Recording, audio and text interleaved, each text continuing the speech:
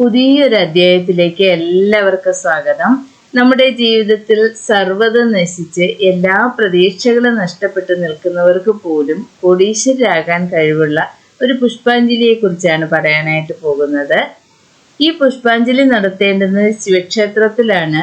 അത് നടത്തേണ്ടുന്നത് അടുപ്പിച്ചടുപ്പിച്ച് 3 ദിവസമായിട്ട് വേണം ഇത് നടത്താനായിട്ട്. അതായത് ശനി, ഞായർ, തിങ്കൾ ഈ ദിവസങ്ങളാണ് ഇത് നടത്താനായിട്ട് തിരഞ്ഞെടുക്കേണ്ടുന്നത്. കാരണം ഈ ദിവസങ്ങളിൽ ചെയ്യുമ്പോഴാണ് ഇതിൻ്റെ ഫലം നമുക്ക് നല്ല രീതിയിൽ ലഭിക്കുന്നത്.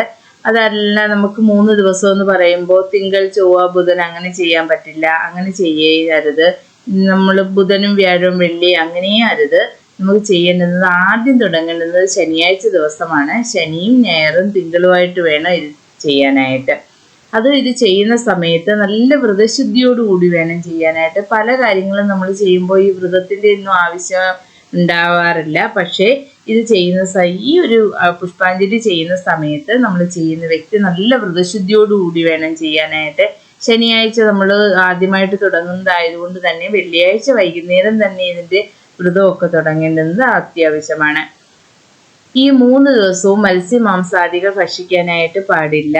അതുപോലെ തന്നെ ഇത് ജീവിതത്തിൽ ഒരു പ്രാവശ്യം ഇത് ചെയ്താൽ മാത്രം മതി. ഇതിന് ജീവിതത്തിൽ ഉടനീളം ഇതിൻ്റെ ഫലം നമ്മിലേക്ക് പ്രതിഫലിക്കുന്നതായിരിക്കും. കാരണം നമുക്ക് ചില പുഷ്പാഞ്ജലിയൊക്കെ നമ്മൾ ആഴ്ചയിൽ ഒരു ദിവസം വെച്ച് ചെയ്യാറുണ്ട്. അതുപോലെ തന്നെ മാസത്തിൽ പക്കപ്പെരുന്നാളിന് വെച്ച് നമ്മൾ ചെയ്യാറുണ്ട്.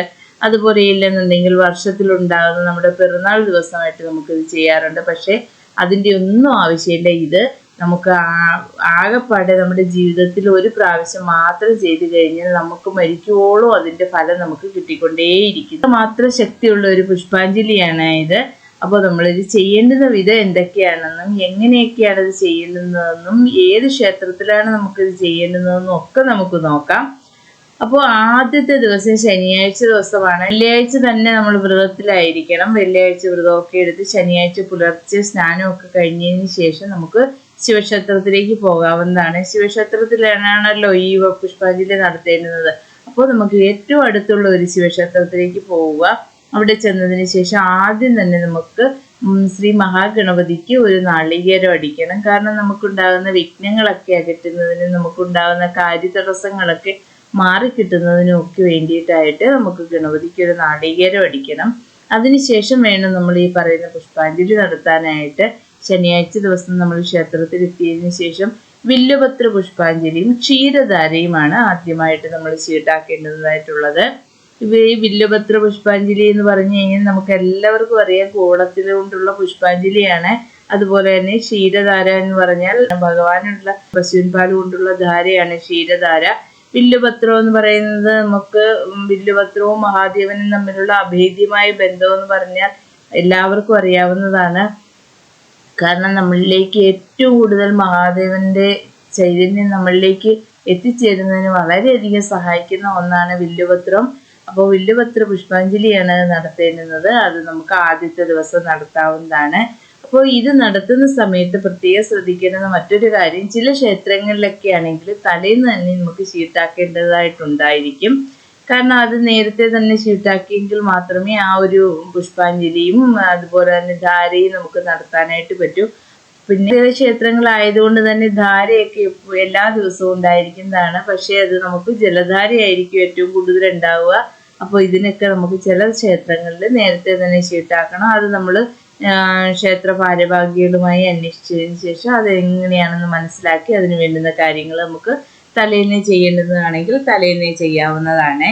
അന്നത്തെ ദിവസം നമ്മൾ അതുപോലെ കഴിഞ്ഞിരിക്കുന്നു. രണ്ടാമത്തെ ദിവസം നമുക്ക് ചെയ്യേണ്ടുന്നത് വില്ലുപത്ര പുഷ്പാഞ്ജലിയും ഇളനീർ ധാരയുമാണ് അന്നത്തെ ദിവസം നമുക്ക് മഹാദേവന് വേണ്ടി നടത്തേണ്ടുന്നത്. കാരണം ഇളനീർ ധാര എന്ന് പറഞ്ഞു കഴിഞ്ഞാൽ കരിക്കിൻ വെള്ളം കൊണ്ടുള്ള ധാരയാണ്. വില്ലുപത്ര പുഷ്പാഞ്ജലി രണ്ടാമത്തെ ദിവസവും നമുക്ക് നടത്തേണ്ടതായിട്ടുണ്ട്.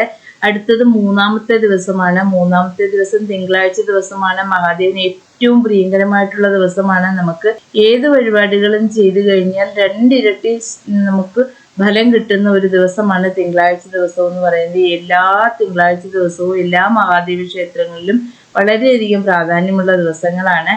കാരണം അന്ന് ഒരുപാട് ദർശനത്തിനൊക്കെ ആൾക്കാർ എത്തിച്ചേരുന്നതും ഒക്കെയുള്ള ഒരു ദിവസം ആണ് തിങ്കളാഴ്ച ദിവസം.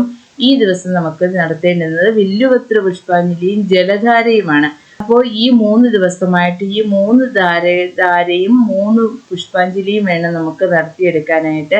അതുപോലെ തന്നെ ഇത് നടത്തുമ്പോൾ രാവിലെ തന്നെ നടത്തുന്നതാണ് ഏറ്റവും ഉത്തമം എന്ന് പറയുന്നത്. വൈകുന്നേരത്തിലേക്ക് നമ്മൾ ഈ പുഷ്പാഞ്ജലി മാറ്റി വയ്ക്കാതിരിക്കുക. രാവിലെ തന്നെ നടത്തുന്നതിനാണ് ഫലം ഇരട്ടി ഉണ്ടാവുക.